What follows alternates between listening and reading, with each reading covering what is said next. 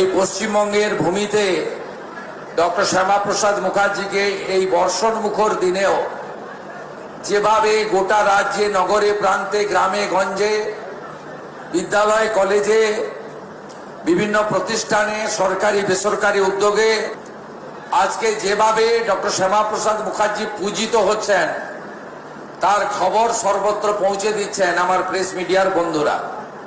কলকাতাতেও আমরা এই 125তম আবির্ভাব দিবসকে স্বর্ণাক্ষরে লিখে রাখার জন্য এই মহামানবের দণ্ডায়মান 125 ফুট উঁচু মূর্তির ভূমি পূজন করব কেন্দ্রের স্বরাষ্ট্র ও সমবায় মন্ত্রী অমিত শাহজির শুভ হস্তে। আজকে আমরা ভারত মাতার চরণে আশ্রয় পেয়েছি এই মহামানবের জন্য, নইলে আজকে আমাদেরকে আগের পাকিস্তান আজকের বাংলাদেশে থাকতে হতো এবং তার পরিণতি কি হতো আমরা নিজেরাই social media, electronics media, print media এবং ওই বঙ্গে থাকা আমাদের আত্মীয় স্বজনদের কাছ থেকে আমরা প্রতিনিয়ত শুনতে পাই, দেখতে পাই।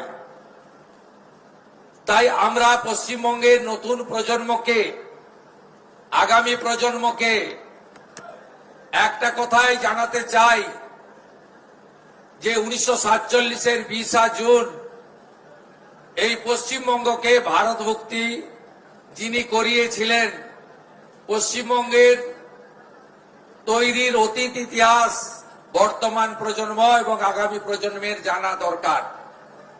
আপনারা বিশ্বাস ভরসা রাখতে পারেন এই সরকার পরিচালিত হবে ডক্টর শ্যামাপ্রসাদ মুখার্জির বিচারধারার উপরে।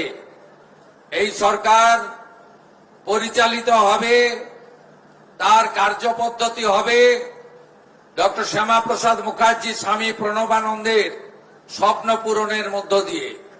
34 বছরের কমিউনিস্ট, 15 বছরের তৃণমূল, তারা ডক্টর শ্যামাপ্রসাদ মুখার্জির আত্মত্যাগ অবদানকে ভুলিয়ে রেখেছিল। আপনারা নিশ্চিন্ত থাকতে পারেন, বিদ্যালয়গুলিতে যেভাবে প্রার্থনায় বন্দে মাতরম মন্ত্র উচ্চারিত হচ্ছে, একইভাবে ঘরে ঘরে ডক্টর শ্যামাপ্রসাদ মুখার্জি পূজিত হবে, এটাই আমাদের লক্ষ্য এবং স্বপ্ন।